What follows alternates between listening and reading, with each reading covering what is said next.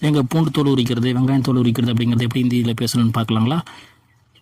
இங்கே பாருங்கள், பூண்டுக்கு lesson, lesson கா சில்கா, லசன் கா சில்கா நிக்காலோ, நிக்காலோ நிக்காலோன்னு உரின்னு அர்த்தம்.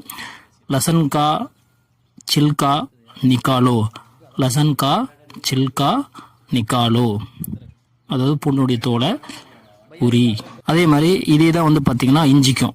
அத்ரக், அத்ரக் அப்படின்னா இஞ்சி, அந்த இஞ்சி தோலை உரி அப்படின்னாலும் அத்ரக் கா சில்கா நிக்காலோ, அத்ரக் கா சில்கா நிக்காலோ. சில்கானா தோல்னு ஒருத்தர் வேற ஒன்றும் இல்லைங்க. அத்ரக் கா சில்கா நிக்காலோ.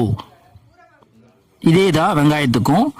பியாஜ், பியாஜ் அப்படின்னா வெங்காயம், பியாஜ் கா சில்கா நிக்காலோ, வெங்காயத்தோல் உரி சொல்கிறோம்ல, பியாஜ் கா சில்கா நிக்காலோ, பியாஜ் கா சில்கா நிக்காலோ.